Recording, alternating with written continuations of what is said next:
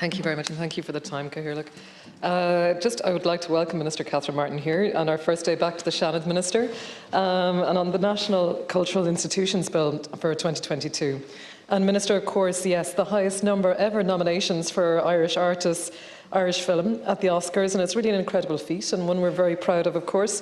But on Colin Kuhn, Banshees of Inisherin, and of course for the Banshees film, excuse me, it's showcasing really the most stunning landscape. And of course, coming from the West, I'm going to really talk proudly about it. But it's got Inishmore from the Aran Islands, it's got Achill Island and Mayo, and it just looks amazing. I mean, it's a film that's comic and dark at turns, but the landscape at each and every turn just takes your breath away. Minister, I know that under your remit, I suppose, you're looking at how to encourage tourism in Ireland.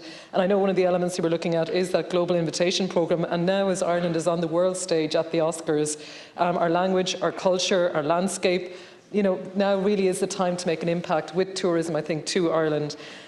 Just in relation to this bill, excuse me, just the National Concert Hall, it really is a much-loved place for people all over the country.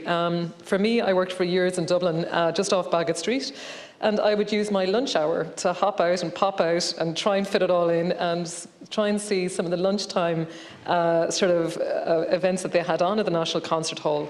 And for a ticket that was so competitively priced, like for €5 or €10, you could come in and you could see a symphony orchestra. You could sit down, come out of your day of work, come in for lunch hour and sit down and see nearly 40 to 50 people playing music just for me and for everyone else that was there as well. But I just thought that the National Concert Hall, over the last 20 years that I would have known it, has really gone out of its way to make music accessible.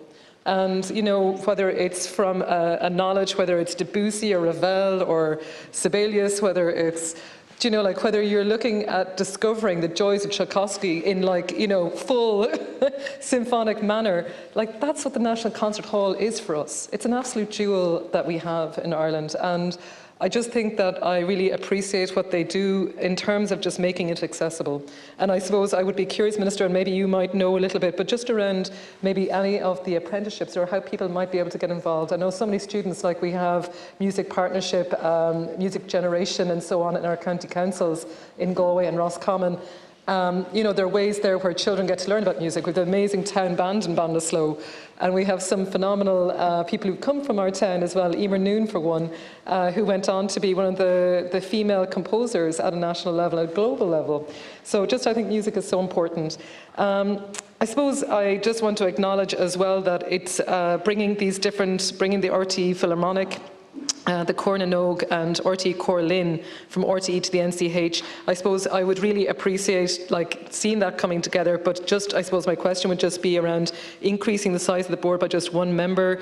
Is that sufficient? Will they have enough wherewithal to manage those 4 different groups as well, considering the amount of work that they do already? And again, just to say thank you, because I'm looking forward. It's not just classical. They're going to have Radiohead, a jazz symphony coming up very shortly, and all I can say is I'm really looking forward to that. So just to say thank you, and really looking forward to discussing the other stages of this bill as well. Very mil mágad. Thank you, Senator Dolan.